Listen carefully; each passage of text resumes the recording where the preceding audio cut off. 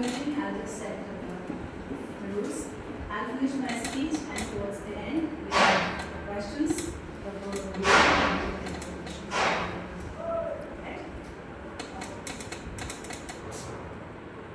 How many of you have felt the urge to control someone?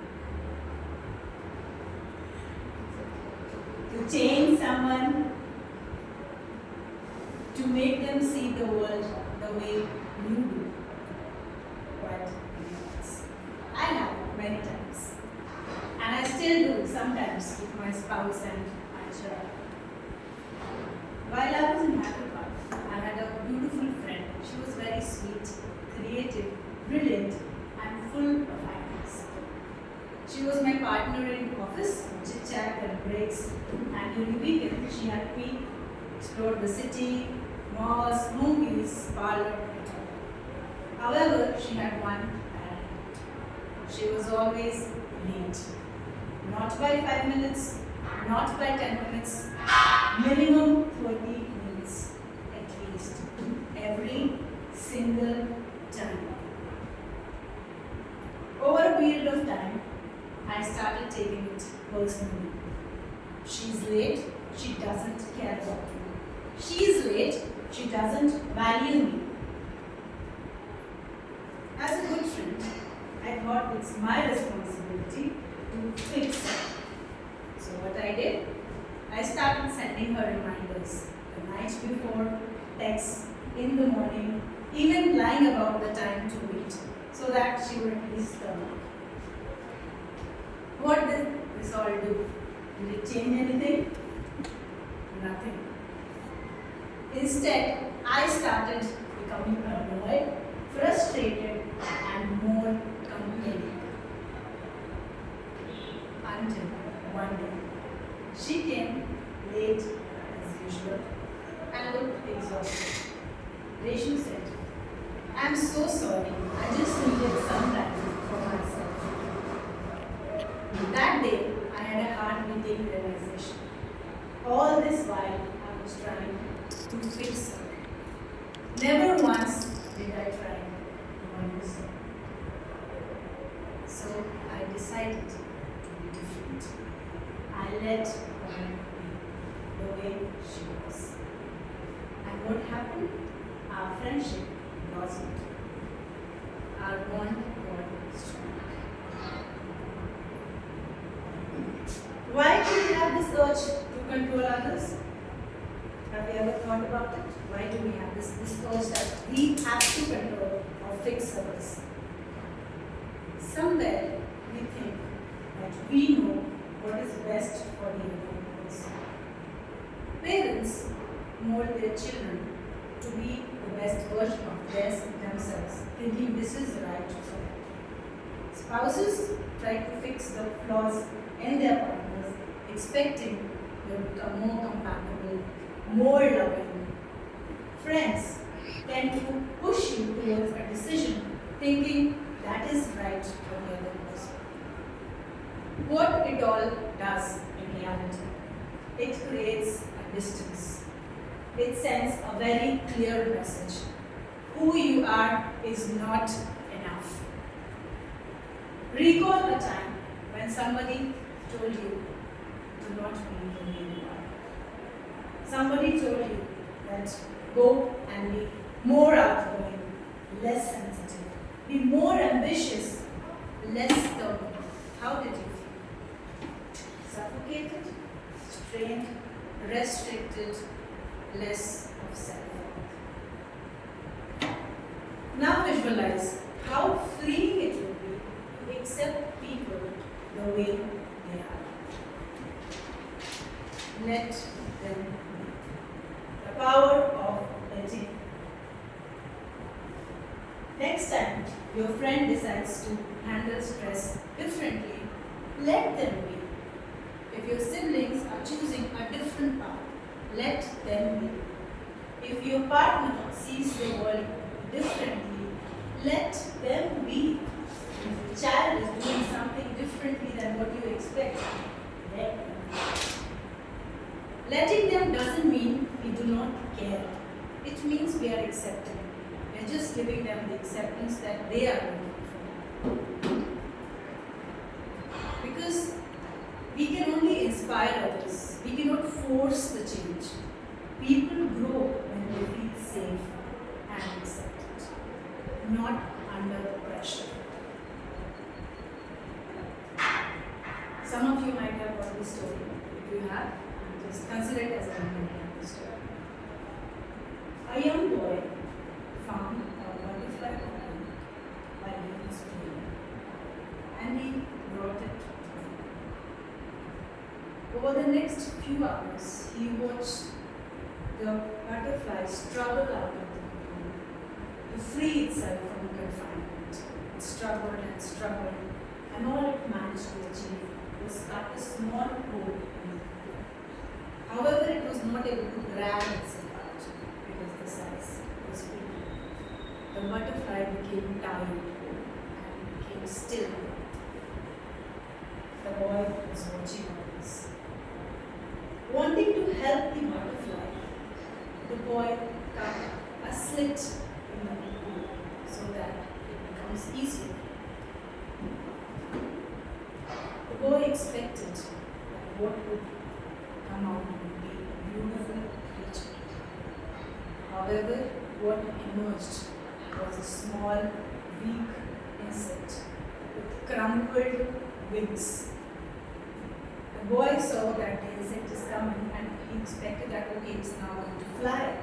However, what actually happened, the insect with its underdeveloped body was dragging itself on the ground. It did not have the capability to fly, and ultimately the boy, in his eagerness to help the creature, stunted its development. He was not aware that the struggle to break free from the cocoon is what is required to make the butterfly stronger and fill the wings with air. It was this struggle that could have taken the butterfly to the next stage in its life. This story is a reminder of the fact that as loved ones, we find it hard to see our family, our close ones struggle. However, the best thing to do is to do nothing.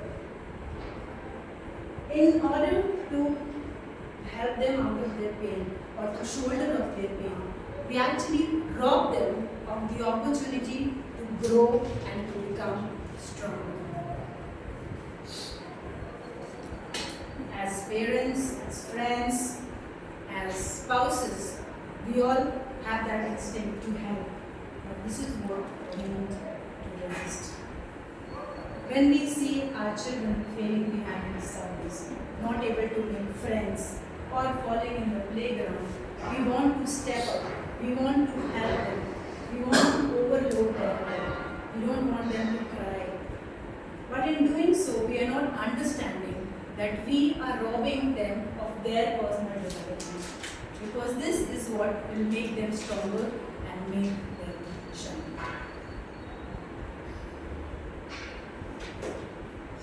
And as we see here now, that struggle is important for the other person, and we are expected to let them be. You all may ask, so what is our role? What should we do? What should we do? We should stand beside our loved one, support them, love them unconditionally, and give them the encouragement that they are looking for. True love and care is about accepting the other person with all their flaws, perfections, and imperfections. While acceptance as a whole is very much required, there may be some situations and some relationships where, while accepting, we need to set boundaries. Like what is acceptable and what is not acceptable. By doing this, we preserve our sanity and we also respect the other person's boundary. Let them be also improves relationships, because individuals feel more valued and fulfilled when they are allowed to be the way they are. This fosters a deeper connections and a trustful relationship. Now you may ask, what do we do with that urge that we have to control others, to fix others, to let them see what we are doing? What do we do with that urge, that energy craving that we have? So all that energy that we are directing towards the other person, you have to move it towards yourself, for your self-enhancement. By doing that, you would not only become a better person, you will have resilience, you will have a deeper understanding of yourself, and as you grow, you can also inspire people around you to grow through love, not through force. With this, I would like to invite each one of you to let go of the urge to fit the other person into the version that you think they should be. Love them, support them, but most importantly, let them be. Let yourself be, let everything be as it is, except nothing more, nothing less. With this, I will open the floor for questions. Please. As much as I agree with your perspective, there are times where we try to control the other person or let them know that what they're doing is not the right thing to do. Not because of the urge we have, but because we know for sure that what they're doing is not helping them. Maybe they have a few addictions or a few habits that they should let go of. So in such cases, how can we just let them be? If we really love them, then we should be helping them change that.